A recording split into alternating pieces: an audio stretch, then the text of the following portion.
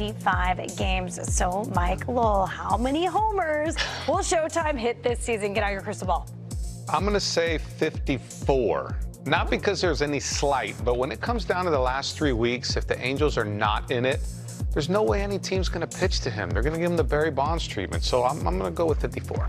I'm going with 57, not just because of the Barry Bonds treatment in regards to not pitching to him late in the season. It's because he has Taylor Ward coming after him. Who would you rather pitch to, Taylor Ward or Shohei Ohtani? Ohtani's numbers in his career aren't that great in August and September either, hitting 256. So or 265. I want to get that right. I would say 57. A little bit of a tail off. The thing that you guys are forgetting, though, is that my man is getting better. He's hitting 63 this season. Wow. Whoa! He's breaking the record is what you're saying. I think he might break the record. And if I see more of those bat flips like I saw last night, at least 28 more of those will get the job done. The one thing for me is he's continuing to get better throughout the course of this season. It's almost like nothing is stopping him. And we talked about intentional walks, too, people not pitching to him. He's only been intentionally walked 6 times. Like, teams are pitching to Shohei Ohtani even in the best months right now. You don't think that's going to decline? It might, but at the same time, I'm still looking at his incline, and it has not been stopped. I thought the same thing for Judge last year. So I'm like, they're going to stop pitching to him. Solve for X, swag plus power equals 63 homers equals for Shohei 28 Ohtani. More bat flips. 28 more bat flips and 63 homers for Shohei Ohtani. Go crazy. Go off, King. I would say 62 maybe if he gets traded to the Atlanta Braves. Going off because the Braves have a few extra games on their schedule due to rain postponed games. In there? A wrinkle in time. I love that. That's not fair. Shohei Ohtani gets an extra game. Imagine he gets extra games. Why not? not? If he hits number 62 in game 164 or something, are they going to, like, asterisk it?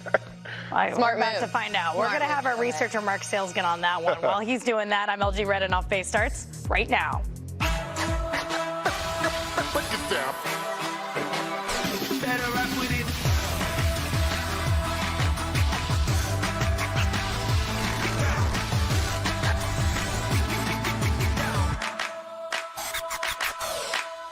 Happy Tuesday, my friends, and welcome to this edition of Off Base presented by Volvo. It's your girl, LG Red, Lauren Gardner, sitting in the magenta watermelon, whatever color you want to call it, here in the hot seat. Mike Lowell joining us once again in the hoodie. You know it's cold because Billy Ripken's in the building. Exactly. When Billy Ripken is in studio, I think the whole building has to be 10 degrees colder. So I dressed appropriately. No, and we all know. We all get the memo. We put on the hoodies while we're preparing for our shows and what we call the bullpen next door. It's just a line of workstations, and then we put on our grown-up attire for the actual show.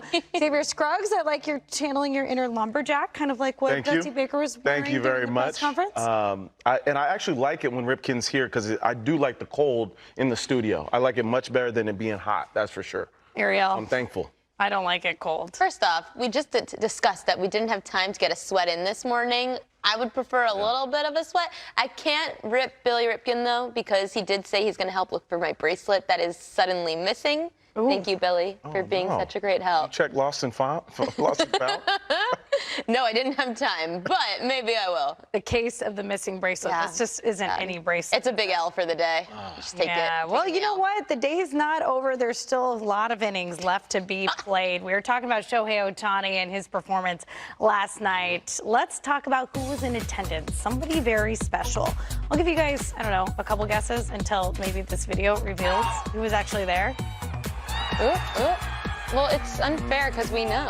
Holler back, girl. I'm waiting for the video to come. I know, because this video is bananas. Oh, this is bananas. Oh, Gwen Stefani in the building. She kind of buried the lead there.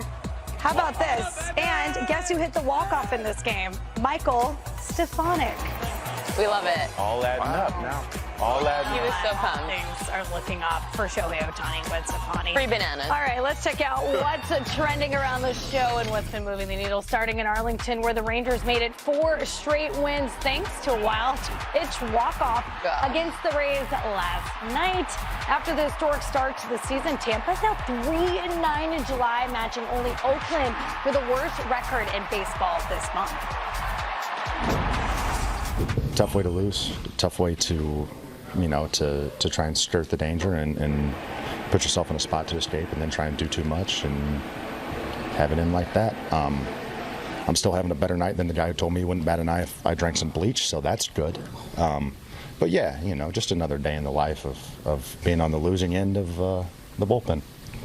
How brutal is that? Real quick, Michael, I know you played in the day in which social media was kind of around, but could you imagine checking your mentions and having someone say that? Yeah, it would hurt my heart a little bit. Right? I feel down. Like you're trained to I was ignore much it, more but used man. to going to Yankee Stadium in a Red Sox uniform and thinking that they put "you suck" on my jersey. It was like 825, you suck. So I prefer that than someone saying I wouldn't bat an eye if you drank bleach. But I give Fairbanks a lot of credit there. He was like, yeah, whatever. Hey, we're still in first place. We're a great team. We'll be fine. It was a wild pitch. Things happen. Yeah. Not great, though, Ariel, for those Tampa Bay Rays. They spent 110 days in first, which they still are, but now they're just a game ahead of those O's. So is this cause for concern? I'm concerned for the Rays just because their bats have been what's really helped them through all the injuries to their pitching staff. They're starting pitching with Baz and Springs and Rasmussen all being out. However, if I have to bet on Randy Arozarena and Wander Franco to have better seasons in the second half than they are right now, I'd be willing to say they'll be just fine. These batters were hitting about 270 before the All-Star break.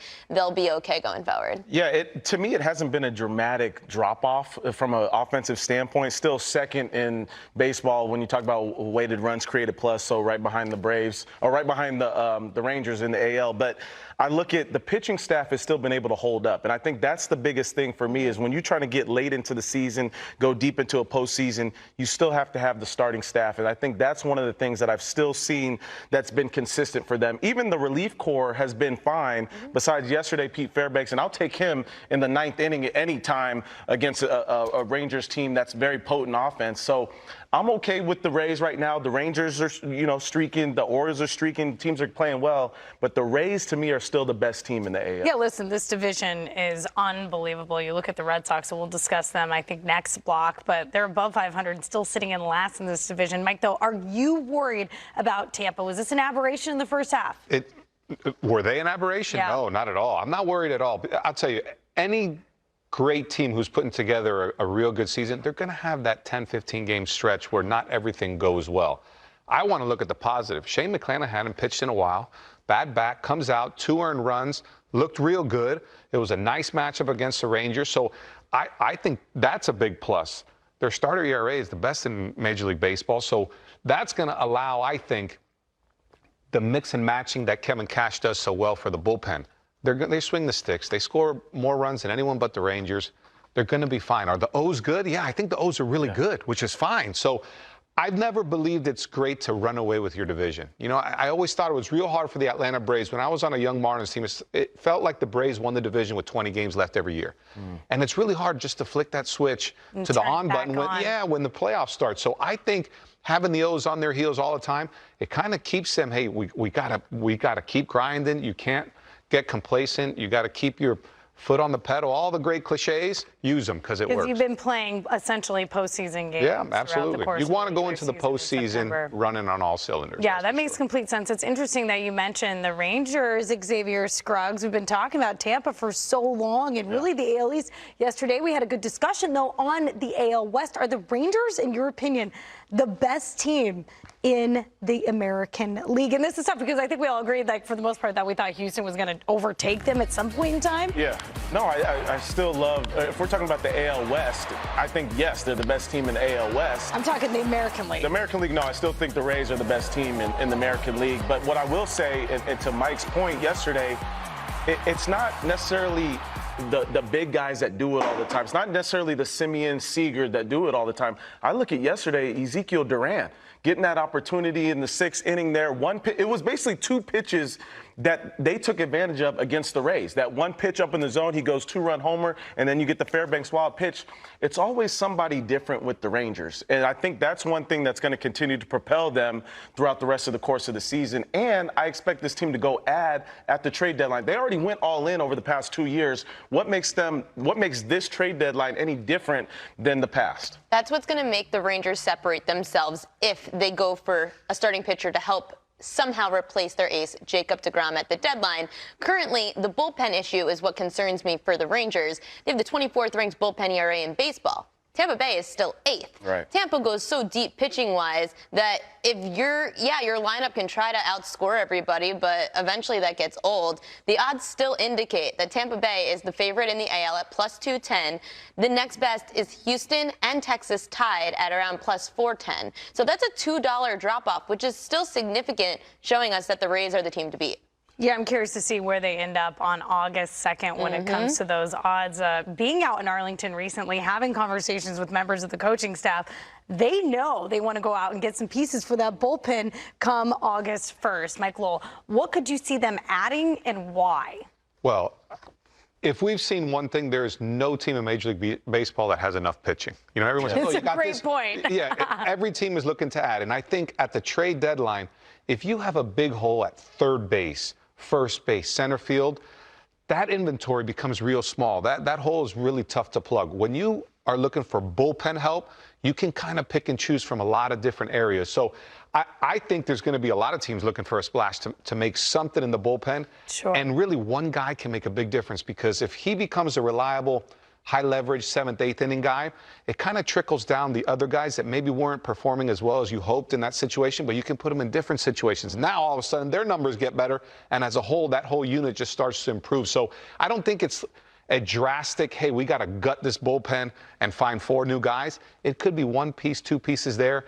And like you said, Xavier, they made some big moves. Seager, Simeon 2 years ago, they go with deGrom with a big gamble.